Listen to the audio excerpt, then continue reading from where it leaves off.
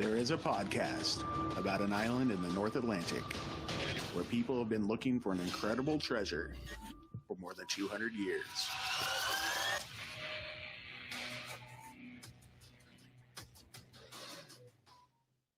Hello and welcome back to Could It Be? An Oak Island podcast. We are your hosts, Deidre and Dustin White. Hey. Hey. We are back to talk about The Curse of Oak Island, Season 8, episode, can you believe it, 15. 15! Cask, and you shall receive. Oh, so should we have just asked for Cask sooner? Because if we cask and you receive, then I guess we should have just asked for the casks. We should have. And ta-da! We would have had what we needed. Yeah, so a couple of years ago, they found some kind of cask, too, remember? They found a piece of what they thought was a barrel. Mm-hmm. I should have went back and researched that when that was, but I totally forgot. But, they found some cool stuff in the swamp, and we'll get to that in a few. But before we jump into anything, I just wanted to give ourselves a shout out because... What? No, I did. I want to give ourselves a shout out because we've been working very, very hard on making a treasure hunt. Yes. That's only a couple weeks away from being launched. And it's part of a series of 9 treasure hunts. Not a series, maybe more of a collection. Yeah, there you go. Of 9 treasure hunts that are going to be released on March 20th. In conjunction with the Art of Hidden Messages and Mysterious Writings. Yes. If you're interested to play or check it out, go to Google and type in Mysterious Writings Masquerade Tribute. Yes. It'll get you right to the spot where you need to go to participate. To buy in, because there is a cost. It's a. But it all goes to charity, everything is going to charity in this one. So, I just wanted to give ourselves a shout out because we've been working super hard to make sure that this is a fun treasure hunt, and we can't wait to share it with you guys because we think it's going to be really incredible. Actually, we know. Yeah. So, what we hid somewhere in the United States can be found, in a matter of days. It could, months. Could take a year. Could take a year because a year is like the expiration date. I think we'd have to give out some hints before the end if that was the case. We will. But I think, it could be found pretty quickly. And it could take a while. So if you're interested, go to Google, type in Mysterious Writings, Masquerade Tribute, and you can find the information on how to join in. So I just wanted to get that out there because it's something we've been working really hard on. And like we said, it's all for charity. And... yeah, like St. Jude's Children's Hospital, the Humane Society of America, and some kind of autism research program. I can't remember the name of it off the top of my head. Yes. But all those things, if you buy in, they'll go to a good cause. So, anywho, let's talk about The Curse of Oak Island, unless you had anything you wanted to throw in there. No, I think you threw in all the things, and I'm ready to talk about The Curse of Oak. The Curse of Oak. Yeah, The Curse of Oak. Not The Curse of Rock. We're both supporting The Curse of Rock right now. Yeah, but it's not a curse. It's like bomb.com. Yeah, if you need some rock swag, I love the beanie personally. Deidre's wearing a rock beanie. I'm wearing my usual rock hat. So you just where do you go to get that? At their website. I'm sure roc.com would get you to it, but it's also roc.com. I have no idea. But we should figure that out. I bought it through Instagram because they have a rescue ranch, rock rescue ranch, and they sell this type of stuff so that the proceeds go there. Yeah. Okay, well, perfect. Does that work? Yeah, I was gonna try to find how they can get a hold of them, but I wasn't quick enough. And that's all good. Look them up. We'll ROC. get it. You know them. You love them. You know them. You love Vanessa and the crew. Danny the Pirate. That's yep. Right. Arr. Arr. All right. So, do you want to start in the swamp? Do you want to start in the money pit? Do you want to hang out over? In lot 10, where they did some metal detecting, or that's really well. No, that's kind of what they did this episode. So let's chat about one of them. You want to go to the swamp? Sure, why not? Let's start at the top of the show. At the very top of the show, we had Rick, Billy, Gary, and Craig all hard at work. Of course. And then we also saw Aaron and Miriam also hard at work on the road. Yes. And there was a small flashback of finding the ring bolt, because that was an exciting find. Yeah. Obviously. And Gary is over there metal detecting. He says that he has a hit at the depth of about 9 inches. Rick gets digging. He finds an ox shoe nail. Dun, dun, dun. Ox shoe nail. That seems to be a trend right now. Yeah. Especially not just this episode for sure. Yeah. But this season. Yeah. Seriously. Like, obviously, we're finding the road that the oxen used. And back when they first started finding them during this season, we hadn't heard of them before on the show. And at least not in this plethora. Well, I mean, the nails, I guess. Yeah, they just hadn't brought them up. But when they found them before, they acted like it was no big deal. Like, yeah, we find these all the time. Well, now it's making more and more sense why they're finding them all the time. Yeah, seriously. Pieces fitting together. Yeah. Craig and Rick say that Gary needs to check the new spoils that Billy is Diggy! Billy the Diggy! Yeah, that Billy's currently in the middle of digging up. Yeah. Yeah. He's like, yeah, I got to get out of this squishy stuff, squidgy stuff, and go check out the pile. So he gets out of there. He does. All right. So while that's going on, Aaron says that the methodology that they're using on the stone feature is what they're following, and they're following it to wherever it takes them at this point. Yeah. And what's incredible about this feature is that it goes and goes and goes. Yeah, it just doesn't it stop. Doesn't stop. It doesn't know how to stop. Kind of like me and you. Yeah, and I was just kind of thinking about the stone, like, paved area from last season that we spent so much time on, and that was one of those other things. It just kept growing and growing, and like it just never stopped. It's the this road bunny of ancient stone roads. And this thing probably leads to the stone pathway for all we know, because you need a parking lot for all your carts. It probably leads to the money pit, and then they're going to find another road that led to the pine tar kiln area from the money pit, one that connects this road along the swamp to the pine tar kiln. The whole highway system here. Yeah. It just like follow the ox shoe nails and the rocks. What were these guys doing out there 220, 30 years ago, 300 years ago? It's crazy. It's bananas. It's mind-boggling, if you will. So anyway, Rick then asks Billy if anything has caught his eye, and he says yes. That area there seems to be rocky, and he points to a spot. There's like a giant rock on the ground. And Gary says it would have taken a heck of a lot of work to make this, and it's almost ancient looking. I think it is kind of ancient looking. It is ancient looking. I concur. Yeah, this kind of section of the swamp story wraps up with Rick saying that the question is not to trying to explain what it is. The question is, where is it going? And because they still don't know. Yeah, they still have lots of options at this point. He points over there or over there or over there. He's like up toward the money pit. Like, where's it going? And Billy says all there's left to do is follow it. And he recommends staying with the current line. He's going to kind of move up the line, yeah, right? Because he likes to be a little bit ahead of them. And I mean, do that. Good job. Well done, Billy. Good plan. Good plan, Billy. Good plan. Okay. They end up going over to the money pit as far as in the episode, but we're sticking with the swamp. Yeah. We go back to the swamp to see what Miriam and Aaron are up to. And they're working. Naturally. Working hard. I mean, so Aaron and Miriam are working hard and Aaron wants them to keep a close eye on the small details, and Miriam finds coal. What? Jacob, what? And they keep finding coal. And they're very excited to find coal. It's coal and it's ox shoe nails this season. That is the season. Like, and rocks. I mean, because they will rock you. And at least one giant ring bolt. And they will rock you.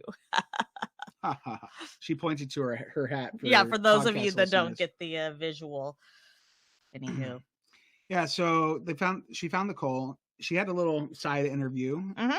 Yay! And she explains that they're finding the coal on the stone pathway because they were simply transporting the coal along the stone pathway. makes sense, right? Yep. And because it would have been a rough ride, bumpy and all, things would have fallen out. And she feels that they found enough to give Dr. Spooner a lot of samples to send off to a lab, get tested, get dates, any other information. Mm-hmm. So, yeah, I mean, I think good stuff. Scott in an earlier episode said they've been fun. They should have bags of the stuff by now. Okay, maybe. I mean, that's a lot to send off for testing. It is. Santa uses it for the bad children, or on Oak Island, the good children. So kind of like in the war room scene. So Jack gets a present, but like Scott Barlow gets coal. But the present is coal.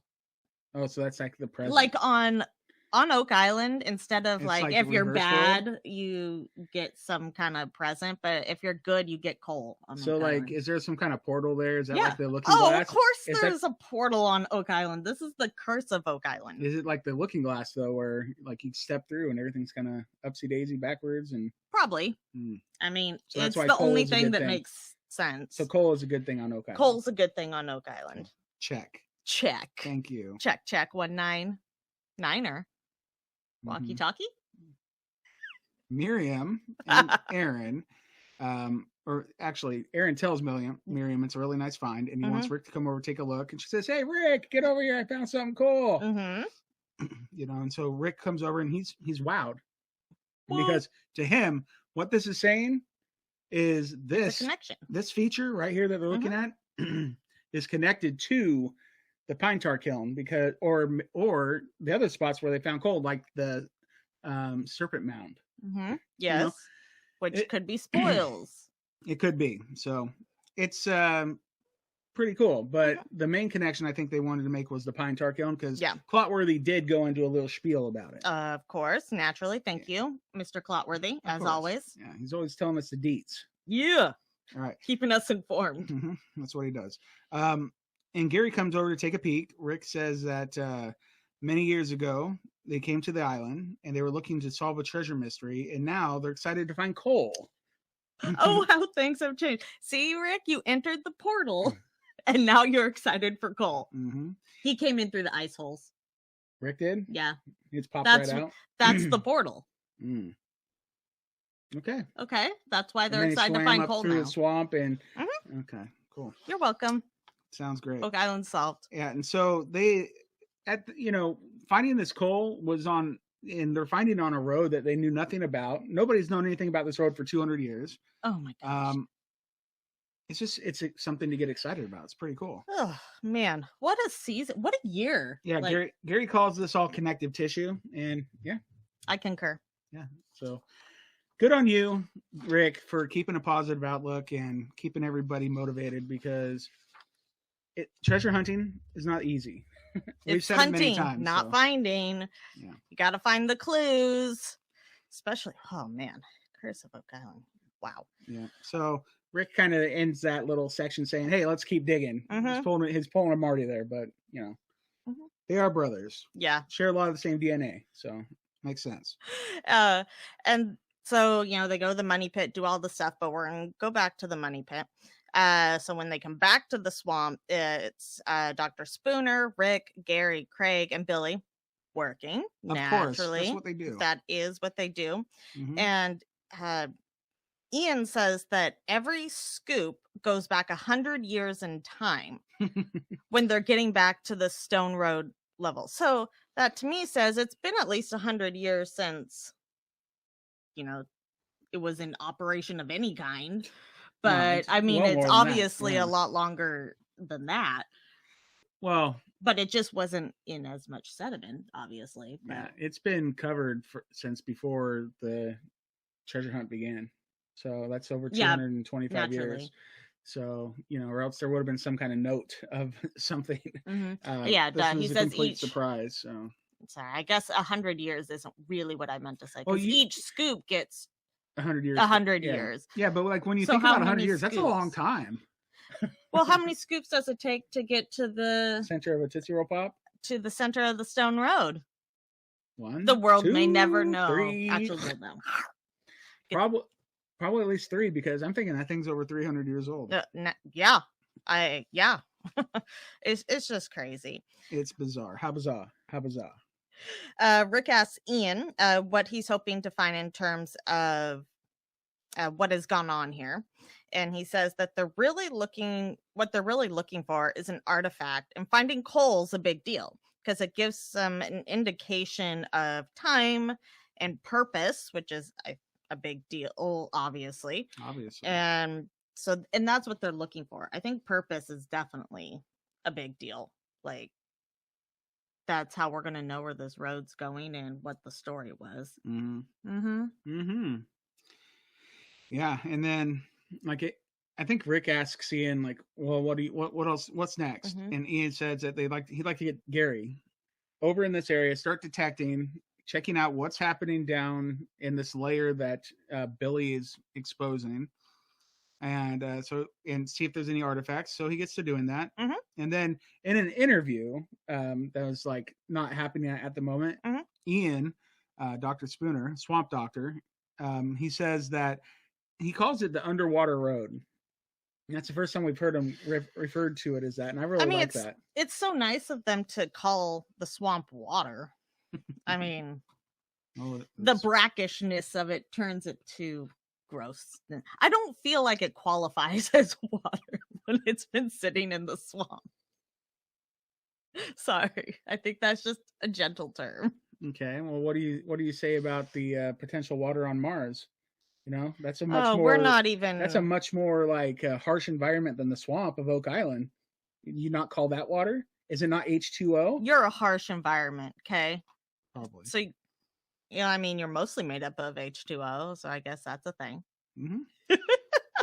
So, the underwater road has age on it. He says plus 20 inches of sediment to top it off.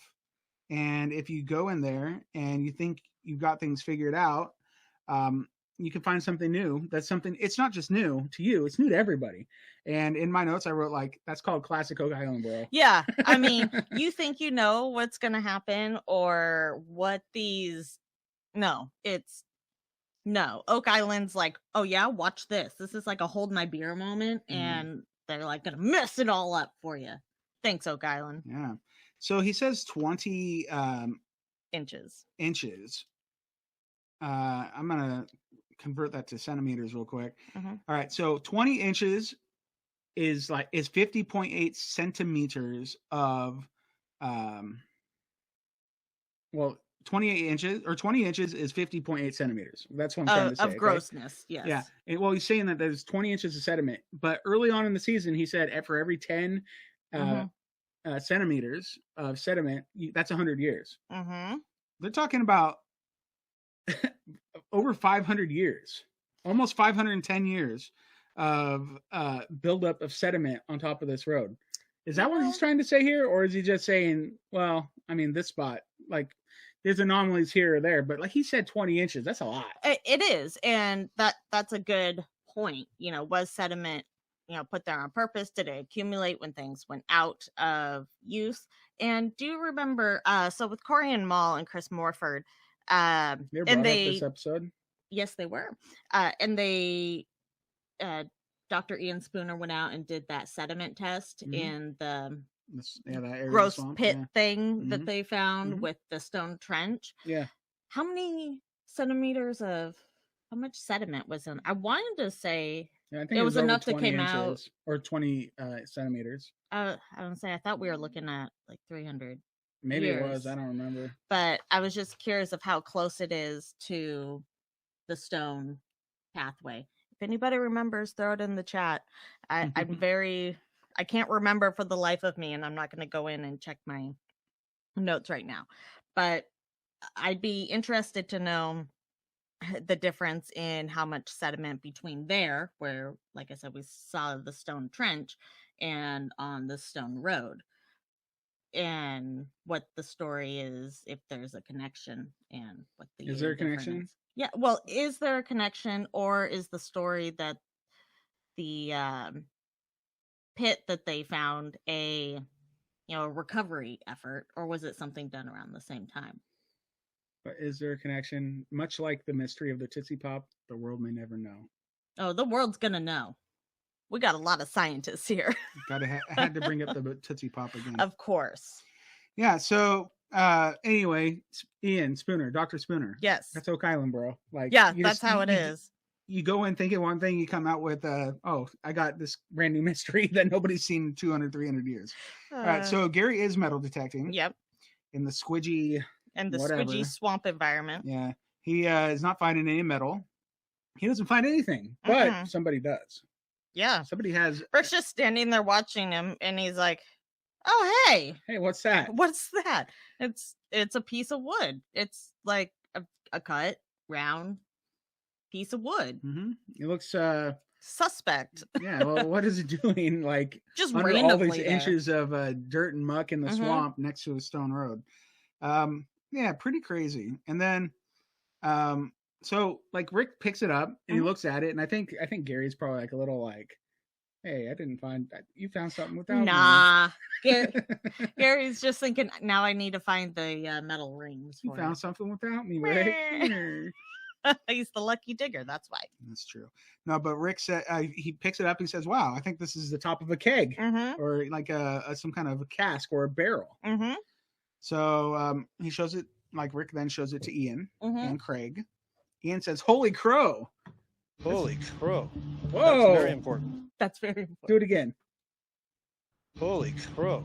That's very important." Wow. Wow, the good timing on that, Mama. Yeah, I saw it coming, and I had pulled out a couple new clips that I threw in. Wow, you got any more for today? Or is that yes, I do have at least one more for we'll wait today. till we get to it. I'm trying to Or do you want to do it now? Oh, no, I don't want to do it now. Okay. I was trying to remember what it was that I pulled. Holy crow, he says. I figured that's good for any time there's an exciting moment, and he ends with holy crow. That's important. That's important. So pay attention. That's very important. Holy crow. Yeah, so he says where Rick found it is right at the cultural level. So right in the zone that they're expecting to find all these artifacts in. Lo and behold. So sometimes you do get what you expect, but sometimes it's like, bro, it's Oak Island. What do you expect? Right. Gary says that what they didn't just carry only gunpowder or stuff like that in kegs. Treasure coins were in them too. Duh. And especially in these ones, I'm sure. Gary's always the guy that brings it back to treasure. You got to always bring it back to treasure. Know who does that now? Who? Scott. He does. Oh, yeah. I meant to clip that one out. I clipped it out in video and haven't pulled the audio yet. Yeah, that's good stuff. I'm going to have to do you could that. probably just click on it and it'll play. Yeah, but I can't right now. Okay.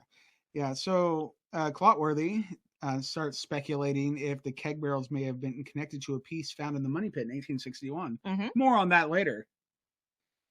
That was pretty interesting that it came up in both in the money pit and in the swamp. Yeah, absolutely.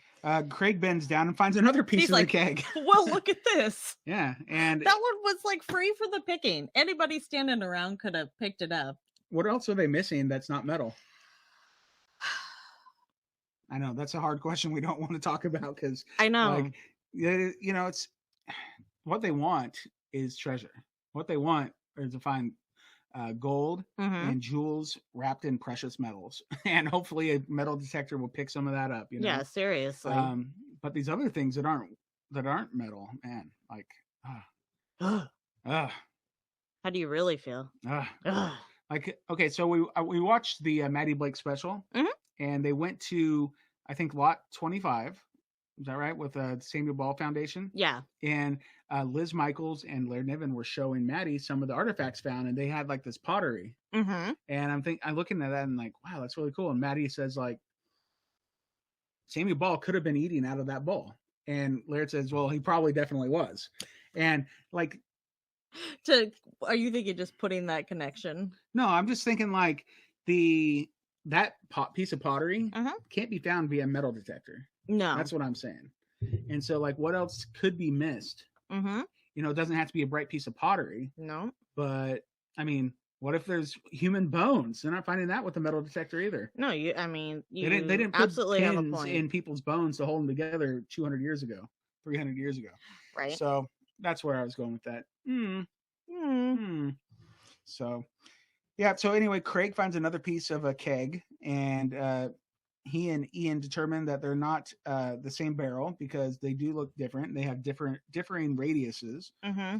And Ian it's one of those, could one be a top, one could be a bottom. It could be, yeah, but they definitely didn't fit. Yeah. Ian says that they move down toward the road layer. And as they move down toward the road layer, they're going to find more and more of this stuff. Mm-hmm. And he's hoping to come up with more coal.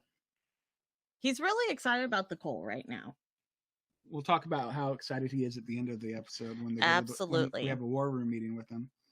So they do have a little interview with Rick. Rick says that he hopes that they're going to get information from these kegs and like tools that were used at the time, or to point to a cultural influence. And he looks forward to whatever chemical analysis could be done. It's all about the application of science, and they should get some answers from these two pieces. Dun, dun, dun. Yep. And then Rick says he recommends getting these artifacts bagged, and the scene finished with Craig saying that he hopes it tells a story. And Rick says he hopes it tells a bit more, or there's a bit more to tell than and an even better story. Okay, I got my words out. I'm good. Good. I wanted to point out in the chat, Linda answered my question. Thank you. The core from the gross pit was around 30 centimeters. So it was about 300 years. There you go. And this is about 500 years, apparently. Which could, yeah, according to the math, Yeah. right? So that would have been a couple hundred years after the use of the stone pathway. Road. Yeah, it's Underwater road. That's its new name, okay? But it's not water. Thank you, Linda. Grossness.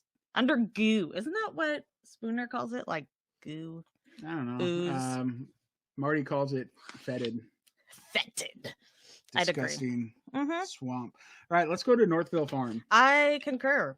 Because we're kind of done in the swamp. Let's chat. Except for the artifacts that we're taking. Yeah, so let's chat with Carmen Legg. Naturally. All right, who Doug and Scott go on a field trip. They let Scott leave the island? That's the second time he's been out there. I know. I feel like maybe the crew was just like wearing on him that time. He's like, I gotta get out of here. No, guys. They're like, who wants to go? And nobody raised their hand. Nobody raised their hand. Everybody likes to go see Carmen. I think everybody just wants to like get more work done. And like Scott's a taskmaster. He just whips them, like get to work. And they're like, dude, you need to go.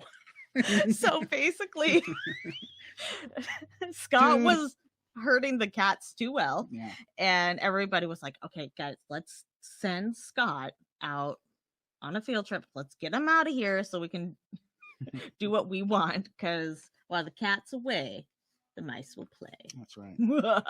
Hickory dock. Yep. All right. So yeah, Doug, Scott arrive, hang out with Carmen Legg, and yes, they were very happy to see each other because they always bring fun stuff for Carmen to look at. Yeah, he's stoked. And what they brought this time are those two pieces of the keg barrel, not metal. They usually bring metal to Carmen Legg. Yeah, but he is a metal worker. Yeah, they figured that he's probably made some rings for barrels in the past, and that he may know a thing or two about barrels. Well, he confirms it. He says, yes, I'm very familiar with barrels and barrel making. So it makes sense. He's a perfect guy to send them to check this out. Doug asks him, as a blacksmith, actually, I'm reading what you just said off of my notes. Oh, that's hilarious. I have it written here too, of him just being very knowledgeable with barrel making because he's a blacksmith. They tell Carmen that they've got these artifacts, and Carmen says, oh, it's one of those days. He gets excited when he gets artifacts. Yeah. Scott unwraps the keg piece. It's in like aluminum foil inside of the little plastic bag, and he hands it to Carmen. So why aluminum foil? I don't know. Because they wrap, there's a lot of things they wrap in aluminum foil, like before they take it to Carmen or whoever. I would like to know why aluminum foil. Is it like that they got a sponsorship? No. Or is it keep it from like rubbing against the bag? We would see Reynolds wrap plastered all over the screen if they had that. Okay. No, there's got to be a good reason for it, though. Maybe next time we talk to one of those guys, we can ask them. Yeah, that's going to be an interview question. Yeah. Or maybe Linda and Jeff and Jack can ask the next time they interview someone. They interview more than we do. Well, lately, most of ours are staying till the end of the year at this We point. like to get them at the end of the year. That's right. All right. So Carmen says that this is a barrel head, and he confirms that, having making many barrels himself in the past, he says that this one is extremely old because it is handmade. Doug asks Carmen if he could put a date on it, and he says, yes, extremely old. Carmen says that if you look at the taper on it, it's not abrupt, and it's very long, and this is typical for when they started making wooden casks. So that would go straight back to 1400s. Yeah. What? And when he says, yeah, my date is extremely old, I'm thinking, well, that's a little broad. Doug thought the same thing.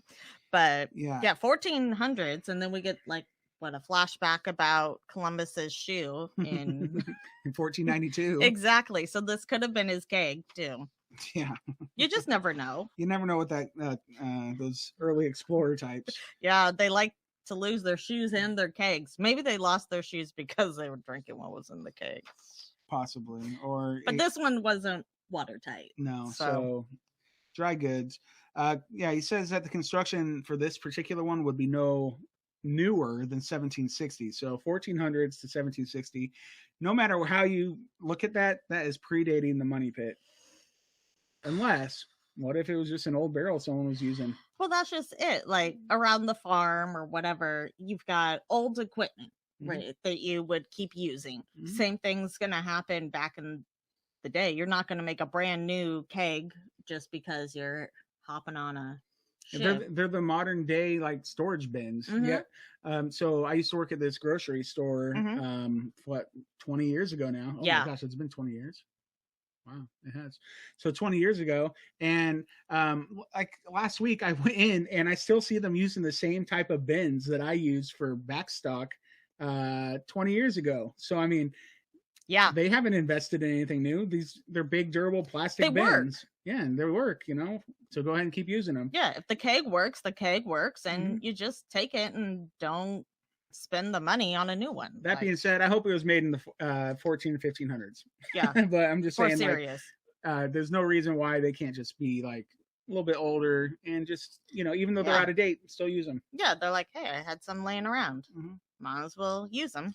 Yeah, so he does say that it would have been for dry goods because it wasn't watertight, like you said, such as gunpowder, flour, something else that was not Beans. Wet.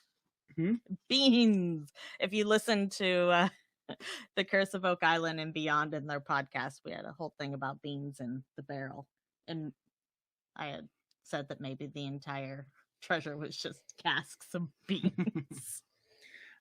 I wish I can find some time to go and listen to them. It's really hard. I've listened to a bit and it's good, the stuff I hear. But if it was an actual podcast that I could get on my phone where I can just like not have to watch it, because hey, I love being watched. You could just put it down. Yeah, but I want to do something else. And if I want to get out of Facebook, it goes away. No, because it'll not on your phone. It should actually, now with the most recent update, you can let it play while you do whatever. It's just like a little square in the top.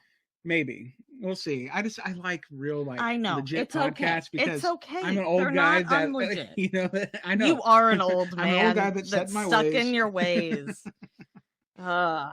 Anyway, from what I hear, they're very fun and they're good people. They are. They're great. You should go listen to them too. They compliment us and we compliment them. You need to calm down over here. Okay, let's calm down. Let's I'm not calmed up, okay? All right. Okay. Anywho. Carmen said it's very, very, very old. 3 varies. And Carmen says like you. No, not me. Like, I'm not that old. I'm 38 years old. No, you're just like, stuck in your ways. No, like, get off my grass. In my brain, I'm much older. Okay. Yes. In your brain, you're definitely... I have lifetimes worth of knowledge in there. That's not what I was saying. Just to be clear. Okay.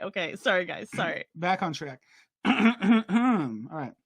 Carmen Legg, our blacksmithing friend. Yes. He says that this type of construction predates barrel making in Nova Scotia. So this thing, whatever it is, wasn't made in Canada. Well, most likely. I mean, you could make something of an old type when you got here, even though there were other ways. You could, but it doesn't seem logical. Yeah, I mean, I don't know. I know these days people love to make things that are old, new again. Mhm. But back then, probably not so much. Probably just more practical to get the new model of whatever. But I wasn't alive back then, so I don't know. I'm not that old. Okay. Oh no. Ask Charles Barkhouse. He's got the elixir of life. That's true. He was around. Okay. All right. Doug explains that it was found on the east side of the swamp, and Scott says that it could have easily fallen off a cart. Hey, isn't that something Miriam said earlier? Mm-hmm. We got a lot of cart falling around here. Yeah.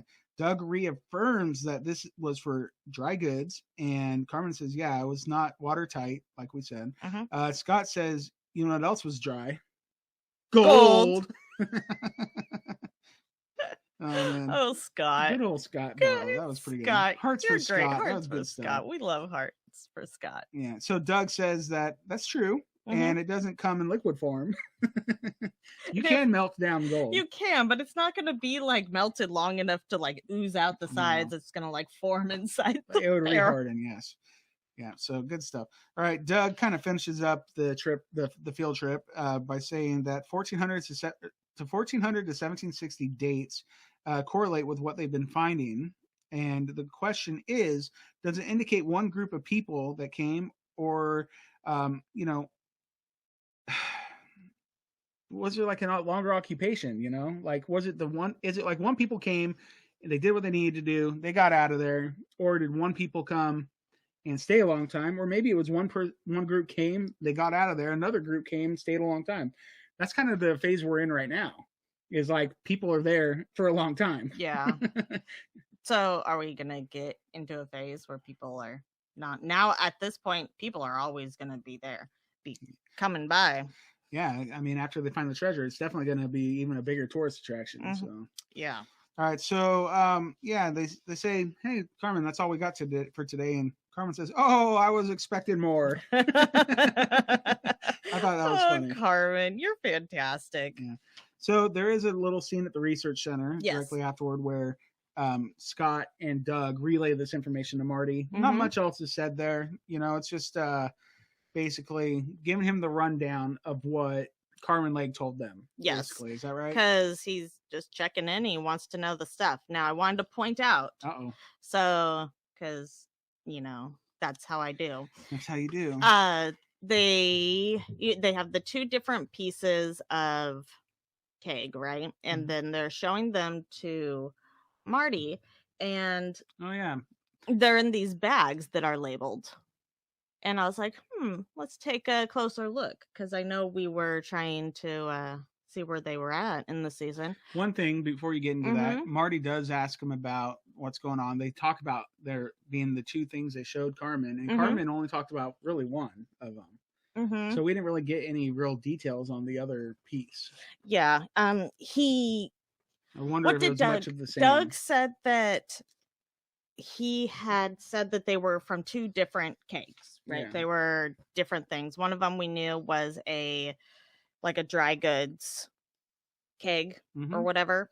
And just because of the thickness and what we see on the inside, kind of like Rick had pointed out that there's, it's kind of got a different texture, like something was stored in there. So maybe we can learn something about it, and that Carmen confirms. I'm not sure. Okay, the one they were showing Marty.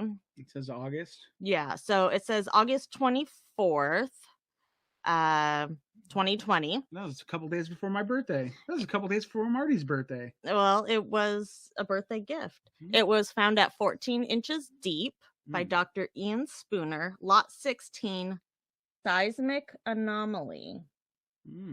So it's time to go back and look at those seismic charts from the swamp, because I was wondering that, considering that they did the seismic testing and we were talking about how the Stone Road wouldn't have shown up because it's a lot shallower than what they could normally detect, right? Yep. So maybe there actually was something that showed up. One little piece of wood. Or there was, no, I'm talking about the road, because this was found right by the road. Yeah. And so, like, let's say Steve went out there to market and he tells them what to market. And when he sticks it in there, and they get I want to say a reading, but that's wrong, a measurement. And it's like, oh yeah, this is in the same spot that we saw a seismic anomaly. Kind of like when he went and was marking the Barringer survey, and he could say, oh, this is really close to where the cross was. I just found that to be very interesting information to me. And now I want to go back and look at all the seismic data from the swamp. If anybody else needs something to do on a Sunday. I got issues with this, what you're showing me. Why? Because it says Ian Spooner found it. Rick Lagina and Craig Tester found those pieces. Okay. Why does Ian Spooner get the credit? Or is he just like the one, is he basically the person that cataloged it and that does the analyze and gets the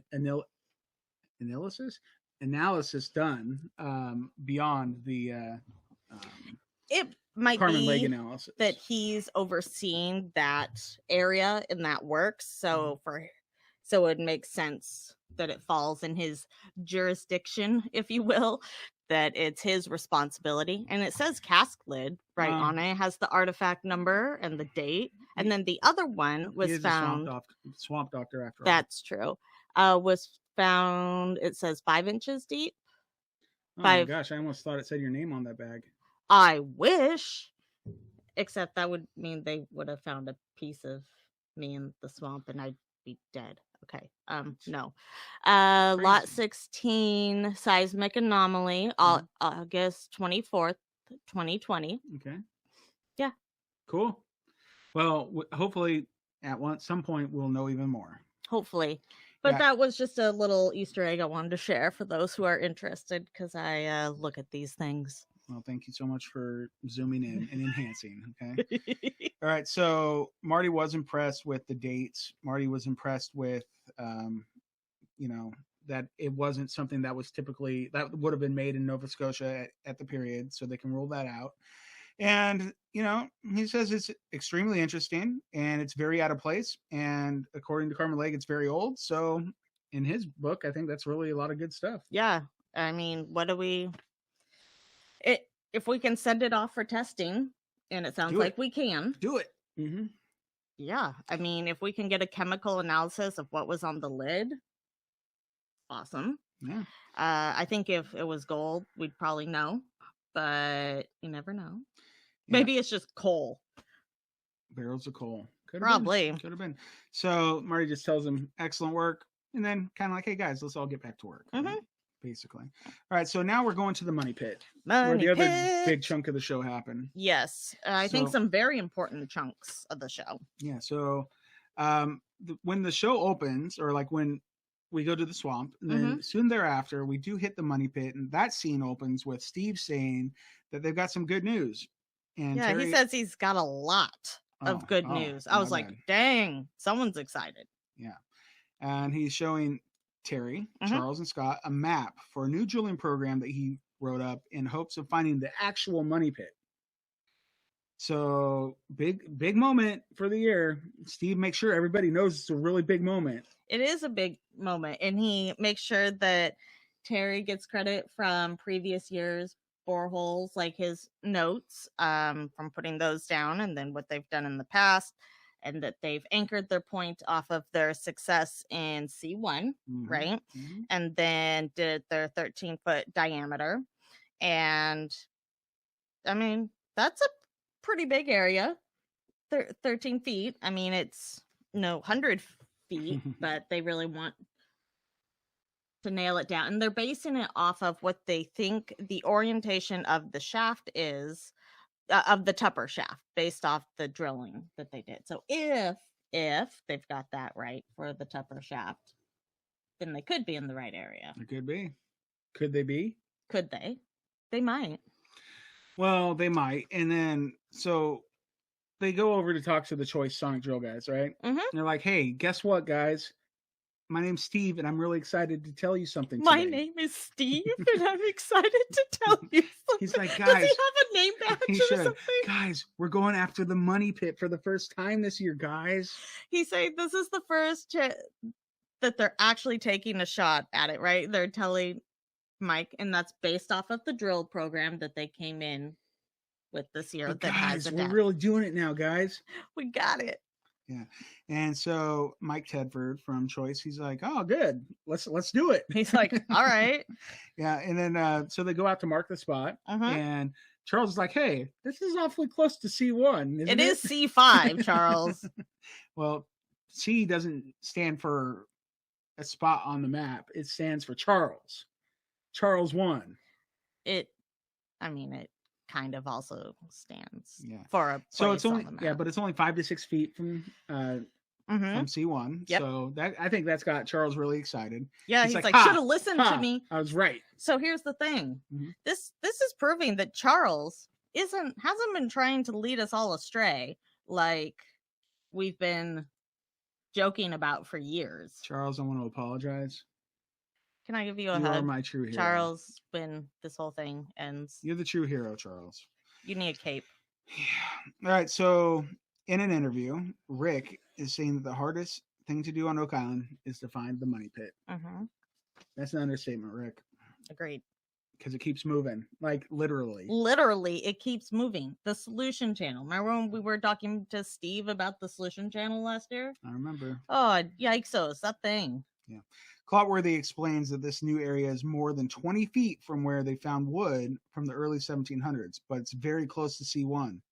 And that is where the flashback that they always show about C1, like they literally show this flashback, I don't know, 8-9 times a season, because they always, actually at the very first episode of this season, what happened? We dropped a shiny gold thing. No, it just always comes back to C1. It does. It always Just when you comes back think to you're going to C1. take it off. It always comes back.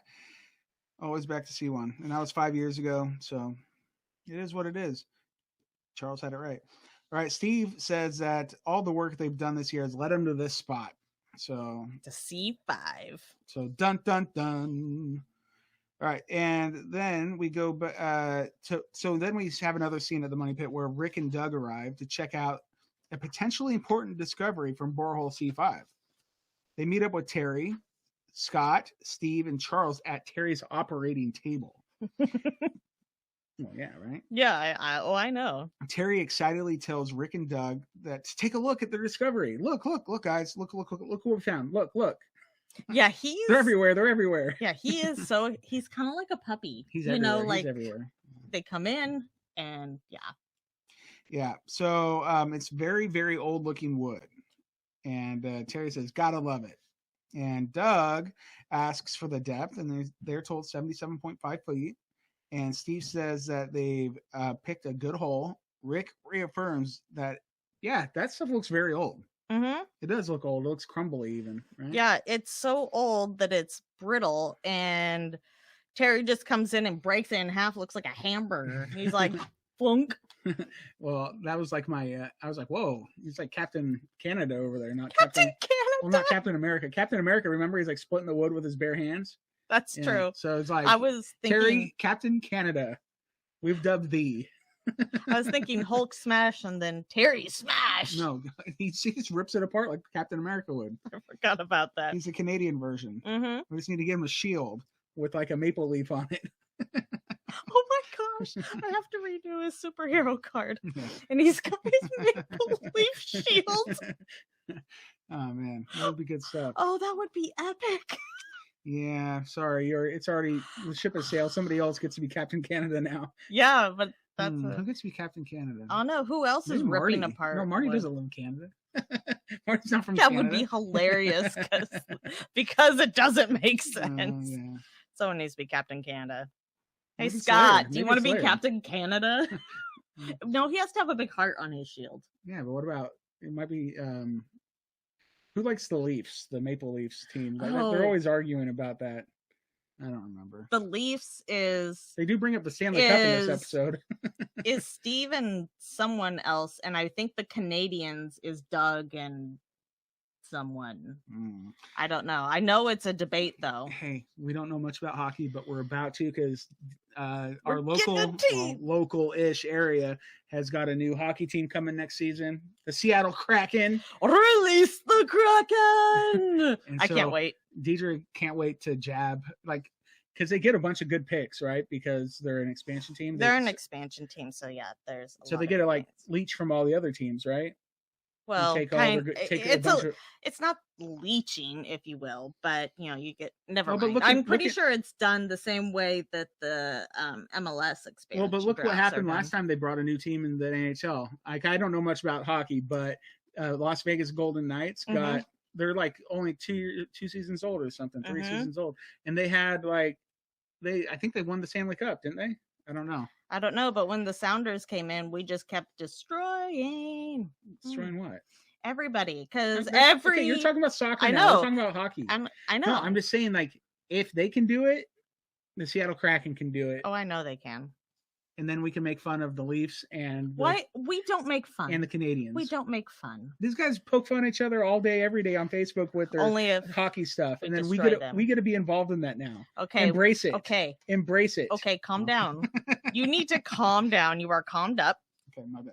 So let's get back to the money pit where there was old wood and Captain Canada ripping things apart. Okay. Oh, geez. Interview with Scott about the wood at depth, raising a lot of questions. It's very deteriorated, very dark in color, but says it's exciting in the sense that they don't know what it is. So they have some more drilling to do. That's right. So wait for it. Where'd it go? We got to drill, baby, drill. Drill, baby, drill. Drill, baby, drill. Sorry, I couldn't help myself. Sweet. So they do have another choice sausage from 84 feet show up. And as Terry begins opening and examining the sausage on his operating table, Rick says that he hopes that it gets even more interesting. And Scott says that they had planned to do an assessment at 100 feet. And Charles asks Rick how deep he wants to go. And Rick says, at least to a depth of 118 feet. And you know why. And Doug chimes in, debris field. Baby. You forgot the baby part. My bad. He's like Gary would say. And everybody laughed. Yeah. The debris field, baby. Yeah. And that was kind of what they joked us with on the last preview. When Kurt spoke on, because it made you think that they actually found the debris field. Oh, those tricky guys. Sneaky. Yeah. Clotworthy goes in explaining about the work with the Oak Island Association in 1861, the shaft, the deep collapse, all that good stuff. And Rick says, like in an interview, that he truly believes that with all the information over the years of the 225 years exhaustive search in the money pit, the one thing that reads real to him is the description of the collapse in shaft 6. I mean, it makes sense, right? So that's why they're going to that depth, at least, is looking for that deep collapse. Wow. That dog. Good stuff. Sausage. Hot sausage. Sausage. So speaking of the next choice, sausage. Well, wait. Oh, sorry. Because they do. I just want to say they do bring up that when the collapse happened, supposedly one of the workers at the time came up with a cask barrel topper that was yellow, and that's very reminiscent to what they found in the swamp this episode. So it's more connective tissue. More connective tissue. Good stuff. Are we connecting the lots, if you will? Sneaky. They already did that this year. Yeah, well, they're doing some more connective tissue lot stuff. All right, so the next choice sausage, like you said, they bring to the table. It's 89 feet down. Steve puts in position. The team's excited because, there's wood in this sample. And Terry says that's what I'm talking about right there. And it's stacked timber, and Charles calls it soft wood.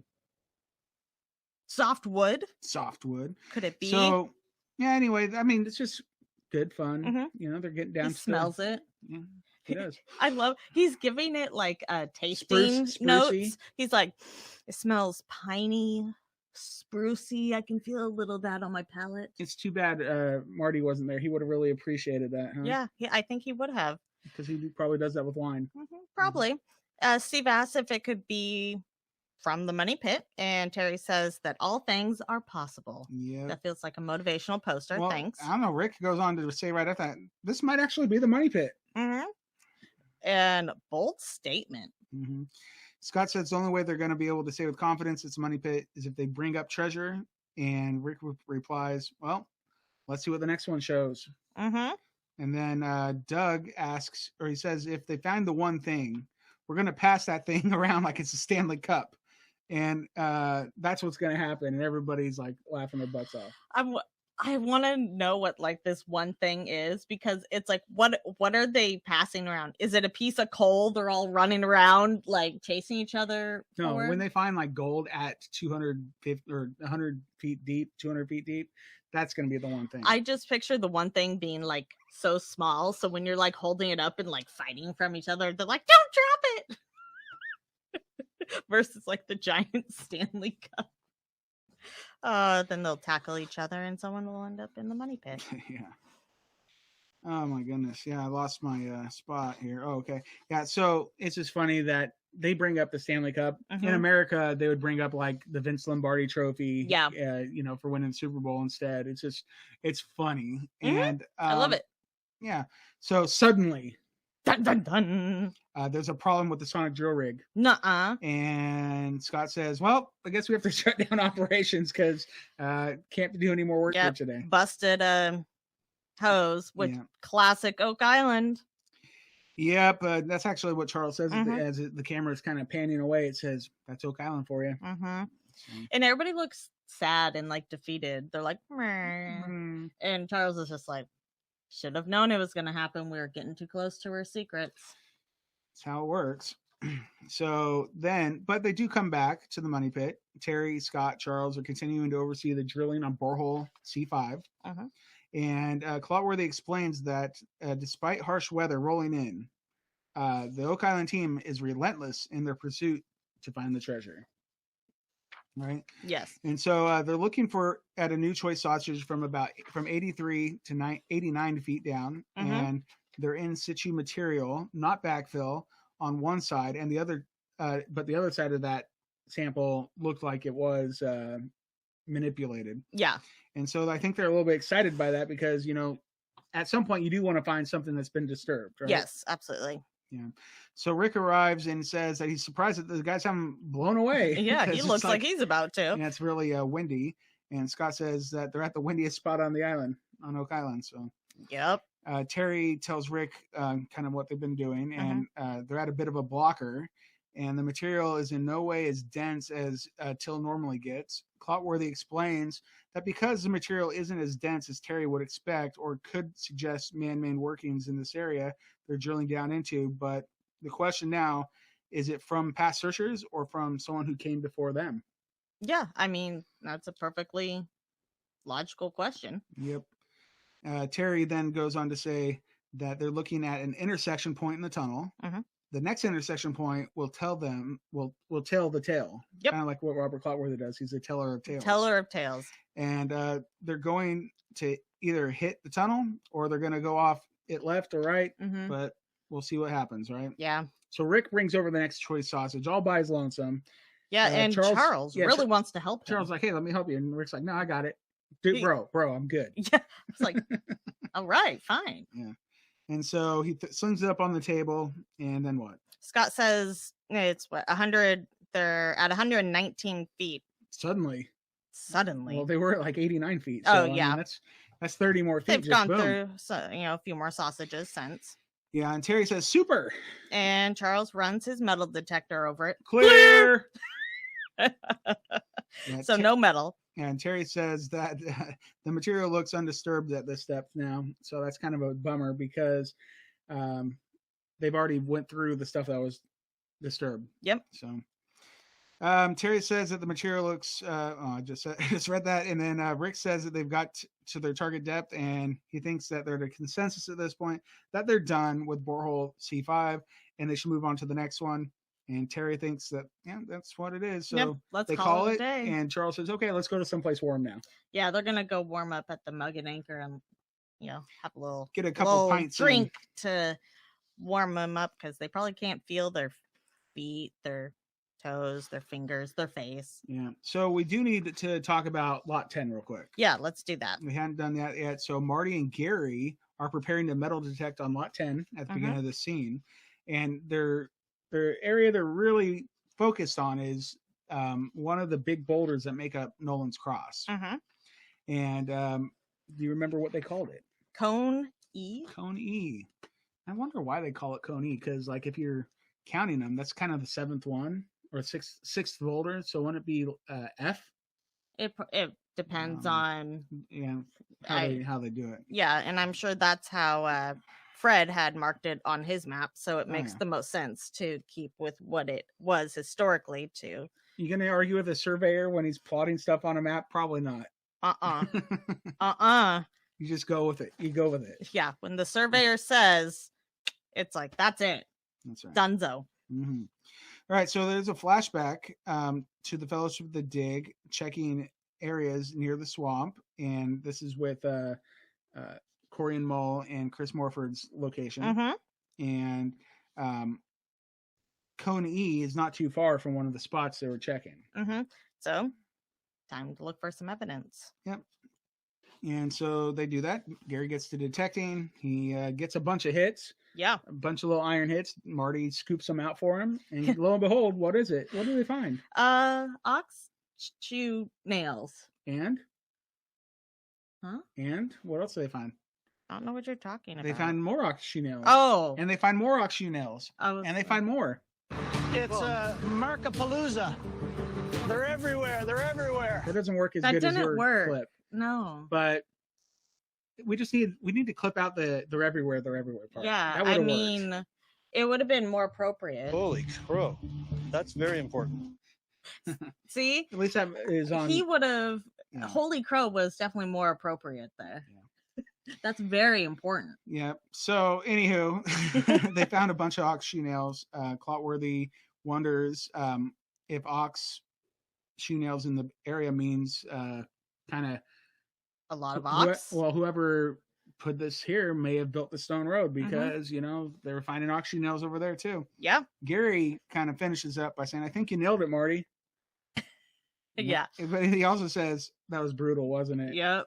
Yeah. Brutal joke, Gary. Good job. Yeah. All right. So that's it for island action. Now we're going into the war room. The island action, huh? Okay. War room time. Yeah. So in the war room, we've got Jack, Scott, Rick, Billy, Doug, Ian, Miriam, and Aaron Taylor. We also has summoned them, if you will. Oh yeah, this is a Spooner summons. Yeah, the Spooner summons. I like it. I just came up with that. It's pretty good, huh? Pretty good. Pretty good. All right, so Marty, Alex, and Craig are also there via teleconference, and they've gathered for a report. Rick says that they've all spent a significant amount of time in the swamp this season, and the archaeologists in particular, and probably Spooner. Dr. Spooner is here to break down the important aspects, including the coal finds in the swamp this year, and he turns it over to him. And Dr. Spooner, I mean, he's excited to talk about the coal. He is stoked. He's probably got bags of it behind him because he starts passing it out to everybody because he wants them to hold it really tangible. You're saying he's Santa Claus? You said that people on Oak Island get coal for Christmas. Yeah, but then I said, but he's not like. But he's not. Maybe he is. Maybe he's magical. No, you literally just told me that Ian Spooner is Santa Claus. Okay. I heard it. Okay. You heard it here first. Breaking news. That's what I heard. This is what he actually does in the off season. That's why he's in the swamp in the summer, and then he has a lot of work to do up in the north. The true north. You said that Santa gives good boys and girls on Oak Island coal. You said at the beginning of the episode, it's all come full circle. You can't take it back now. Okay. You're right. I guess I called Ian Spooner Santa Claus. He's magical. Okay. He is magical. He is magical. But he's excited to hand out the coal, and he's excited to talk about it. And he says there's the most significant artifact that they have found on the road, and everybody gets their piece of coal. Okay, but you notice that Gary's not there? Because Gary would be like, oh, he would be all depressed, like, man, thanks, Ian. Thanks, Swamp Doctor. I didn't get no coal. What he's Gary's doing, been bad. He's telling them all to like press it with their hands. This is the most important piece, so that maybe they'll get diamonds. That's why he's passing them out. But Gary's not there because like all the things that Gary's found, nothing they don't mean nothing in Ian Spooner's book. He's like, sorry, Rainbow. Who cares? It's all about the coal, man. Yeah. Bye. Just kidding. And of course, the fact that he's so excited gets everybody's attention, Mm-hmm. and they're excited. Oh yeah. So Ian, he's talking about that they found a lot of neat things. He does mention the ring bolt. So he does like give Gary some props, even though it was really Billy. Yeah, it's Billy's that's ring fine. bolt. Oh, Billy was there. And I think Billy's like, it's way better than your coal, dude. But what else? I don't think Billy feels that way. Okay. But I'm not going to put words in Billy's mouth. Billy's above it. It's fine. They found the ring bolt, pottery. But this coal is significant because it has the potential to answer the who and the why. And I'm like, whoa, that is two of Rick Lagina's biggest questions right there. Yeah, and Rick looks stoked. Like he's excited. He's got that big Rick smile. He's like, ooh. Ooh. And Doug says that it's almost as good as a fingerprint. And Dr. Spooner replies, well put. Yeah, because like they could get like once they kind of break it down chemically, they can see what kind of pollen was floating around at the time this thing was made, what kind of spores are in the air, and they can pin down geographically where it came from. That's incredible. Huge. I mean, that could tell us the who, right? Yeah, and the when. And so Ian continues with his presentation, and he puts up the first slide to show the team. The data he's focused on the slide is the percentage of the coal that contains sulfur in it, which is at 1.12% as received. And that's very odd because when it's compared to the coal that's usually found in Nova Scotia, that averages around 3 to 4%. That's a big difference. It's a really big difference. And this is what they call low sulfur subatomic. Yes. I was going to say subcutaneous, but that's like below the skin subdermal level. And that doesn't make sense. If you're interested in playing along at home, SUBBITUMINOUS. Write that out and you try to say it, okay? All right. So anywho, coal, and that's like a kind of coal they don't have a lot of in Nova Scotia, right? Copy that. Ian calls for the next slide and tells the team that they do find this type of low sulfur coal in Europe. He's such a professor. Next slide. Yeah, next slide. Yeah, and they do show a map with the European coal fields on it. He says Spain, all of Eastern Europe, Czechoslovakia, Bulgaria, England, Scotland, Wales. So like, yeah, I mean, a lot. Yeah, like all those places do have coal fields. Exciting. Yeah. And Jack says that this sounds like the science that could put a stamp on who built the road and who was doing and what they were doing with it on Oak Island as early as 1700s. What? Yeah, it's wow. I hope Jack is right. I hope Jack Attack nailed that one. No, that's Marty. Marty's doing the nailing. That's true. And, yeah. Anywho. So Dr. Spooner says, let's say this turns out to be Spanish coal. Does that mean that the Spanish were here? Not necessarily. Not necessarily. It could be British who brought Spanish coal and used it here. It could be the same story for the French. But the good news is, so they know who was buying what coal at that time. And we're going to have to go into archives to figure this out. But the information is there. And that's a big deal. I mean, you could at least narrow it down to one or two people. As Mulder and Scully used to say, the truth is out there. Thanks, Mulder and Scully. Yeah, Craig chimes in because he's Mr. Data, right? He's like, he's looking forward to the results of a more detailed analysis. When that results come in, who do you think is going to be telling the team? Of course, Craig is, because Craig loves to he's like, give I can't wait to get this analysis data first. Right.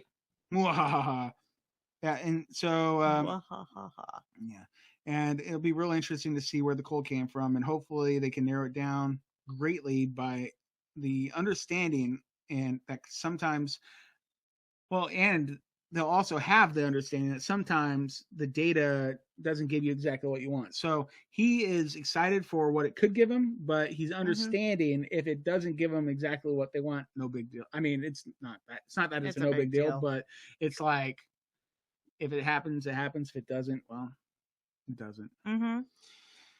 Yep. But it could at least give them a good region. It could really narrow down like the giant, what do I want to say? The giant net that they've cast. It could make that net a little bit smaller. You could. All right. So Marty says that it was an excellent presentation. And he thanks Dr. Spooner. He also asks how long he thinks. There must have been more said at this presentation, because I'm thinking to myself, that could have been said in an email. Yeah, but that's like, I'm glad I'm not going to read their emails on TV. But I'm glad they all got together. But like, I don't know. Like, I mean, it doesn't deliver the same as in the war room to get people excited and think about how long their days are. Sometimes you need to sit down and you need to hear that what you're doing is making a big difference and that your finds are helping to narrow in that search. And sometimes that's the pick-me-up you need, is a little bit of coal from Dr. Spooner. Santa Claus. Boom! So you needs to calm down or get calmed up. Okay. One of those. All right. So, the episode's coming to a close here. And Rick, in a little, or not an interview, he's just sitting at the table. He says that this discovery process is incremental by what they've learned over the years. And the only way to solve Oak Island is to wrap it in the arms of real science, real professionals, the real academics. We thank you all for your efforts. And, he's looking mostly at Ian and Aaron and Miriam, because, they're quite academics. They're at least the academics over there. Billy's sitting next to Rick, probably like, I'm the professional. Why don't you look toward me? He is like, Billy's the man. I know. Yeah. So, no, he knows though. He knows.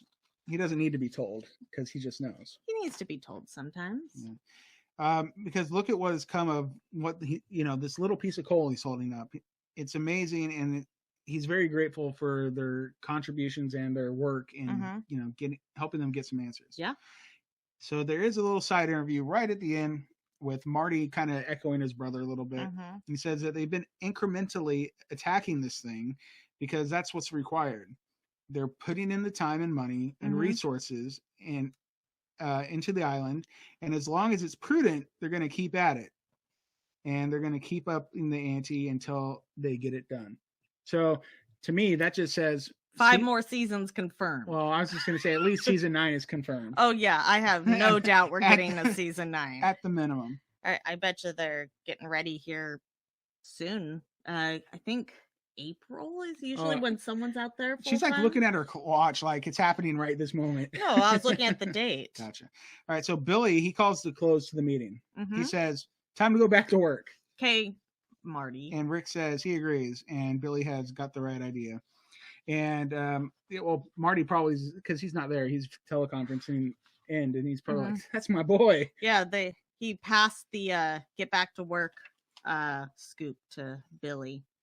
The golden scoop. All right, so next time on The Curse of Oak Island, I haven't even seen these previews yet. So what do we got? I'm here to break them down for you.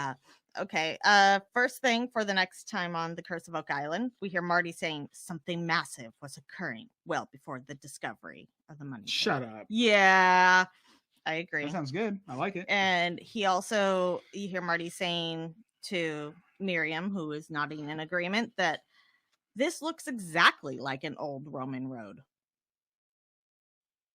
What? Yeah, it does. It looks like a cobblestone road, and generally more than just Romans could have built it.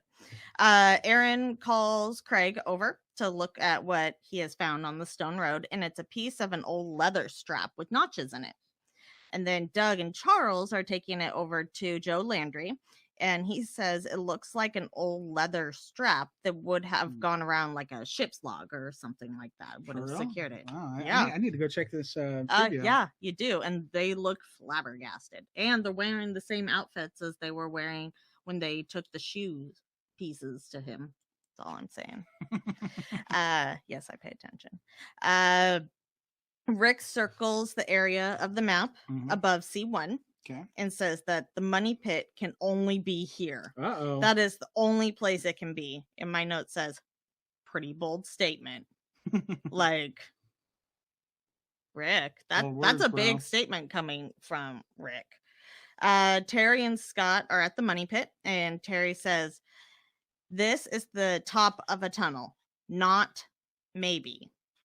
Like, he's saying there's no doubt about it. Also, another bold statement. This one feels pretty bold to me. War room. This, you hear Craig saying that this wood puts the date of 1648. It seems like we have found our money pit. Wow. Another bold statement. Dang, that's like 150 years before the discovery of the money pit. Yeah, and I think it was wood they pulled out of one of the shafts or something. I don't know. But obviously not out of one of the shafts, but out of the money pit. Wow. And Marty's on teleconference and he goes, yeah! Does he? Yeah, he's stoked because, and you know, sneaky Craig look is like, I can't wait to deliver this. and he's pretty excited. Nice. And then there was a preview. So there was the next time on, but then there's also the preview for next week. And Rick is saying everything you find on Oak Island is a part of history. And then Gary pulls something out of the ground. It's round. And to me, it looks kind of like a simple, like a belt buckle thing. But Rick calls it a top pocket find. And Gary's pretty darn stoked. So, I don't know. Of course, we saw again that Aaron found the leather strap in the road. And Marty's saying, are these the clues that are leading us to the money pit? And while he's saying that, we have a shot of the grid around C5, C1, and the drilling that they've done there. So I'm wondering if that's the wood that is dated.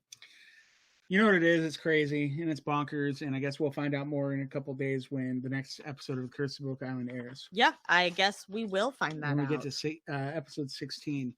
So awesome. And great episode, as always. Episode. Always a lot of fun. So, well done. Yay.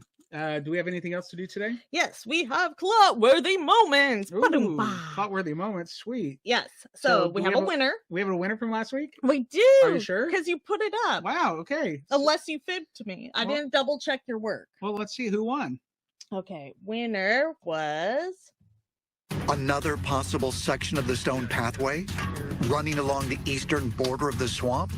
Wow. Another section of stone pathway. Yeah, we love the stone pathway. You know, that won 100% to 0. Did it really? Because it had one vote. Me. Because I forgot to put it up, and so I just chose the one I liked the best. My bad. Ow. She's punched me in the leg. I should have checked your work, you big poo face. So, are you going to do it this time? Yeah. Like, I asked you last time. This is like your one responsibility with this podcast. That's it, huh? You never heard of Oak Island trivia? Okay, I guess. Yeah. Because I don't want to take on more. Okay, this week's we have 2 new ones. Okay, the first one is the choices. Old wood. Is it possible the team has found not only more evidence of ancient man-made workings deep underground? Wow, I like it. Old wood. They never find wood on Oak Island. Okay, next one. I'm already sick of finding wood. Right. An oxu nail found at the base of a boulder in Nolan's Cross? An oxu nail. So 2 important things. Old wood and an oxu nail. This week, you can vote for your favorite clot-worthy moment of the week by going to facebook.com/OakIslandPodcast and clicking on the groups tab. Go to Could It Be an Oak Island Group and vote. Vote. Or you can go to Twitter, and that's at Oak Island Pod on Twitter, and you can vote there as well. Yes. Other places you can find us. You can find us over on Instagram at Oak Island Podcast. You can also email us at oakislandpodcast@gmail.com. Yeah, we actually got an email this week. Oh, and did we? Yeah, it was like they wanted us to give a message to Steve Guptill. Well, I guess this could be us delivering it. Is it? I wasn't planning on actually reading it. Oh, okay. Or should we just forward it to Steve?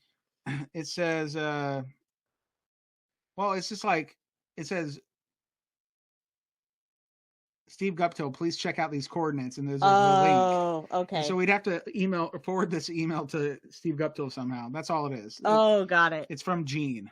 Okay. Thanks, Gene. Gene, we will pass that on to Steve. Oh, okay. Well, there you go. Why not? Well, I don't have Steve's like personal contact information like she does, because she's like best friends with him and Scott. So those guys are. They don't want to talk to me. They like to talk to her. I mean, oh, you just gonna say nobody likes to talk to me? No, I have a few people I think like to talk to me. I think Thank you very people much. like to talk to you, but I think sometimes you say a lot of things and it can scare people away. I do. Sometimes. Hey, there is a programming update for this week. No Oak Island trivia tomorrow night. We'll have to save this episode, and like if you wrote notes, don't throw them away, because we'll do it again another week. I just don't have time to do Oak Island trivia questions this week because we're working on our treasure hunt that we mentioned at the top of the podcast, and gotta get the final touches, and we have to be done this week, so we have to like do it. So I apologize. I should have tried to get somebody else to do the questions, but it's just too late for all that now, and I need the time that I would be spending to write the questions, and basically the time that we would be playing the game to work on this treasure hunt, like, because it's got to be perfect. Yeah, we're getting there to the end, but we just need to make sure everything is perfect on it so that everybody has the most fun possible on it. So yes, I apologize for that, but it is what it is. Yes, but we will still do our pregame.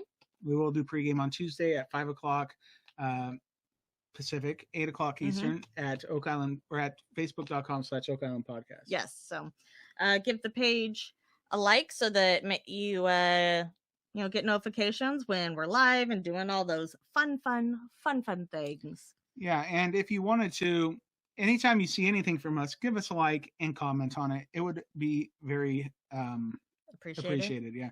If you do want to call us on our Oak Island podcast voicemail line, please feel free to do so. Reach out to us at 360-836-4549. And I think that's everything for this week.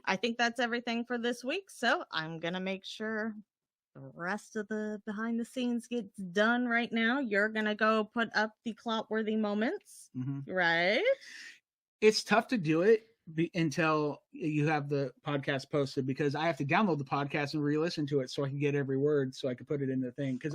You could just go onto Facebook where it is automatically there right away and fast forward to the end where it is. It's not as easy, but yeah. Or you could always come in here and just push the buttons on the stream deck that would allow you to listen to it without scrolling through anything. That's something. That's a good idea. That's the best idea that you gave me. am a problem solver. I am here to help.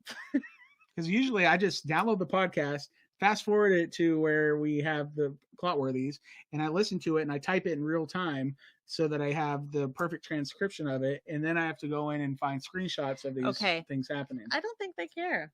Oh, well, I'm explaining it to you. Oh, thanks. And I just always keep that to myself, and now I'm letting it all out. I'm going to be a good boy this year. I'm going to get coal from Ian Spooner for Christmas. I know it. I doubt it. Okay.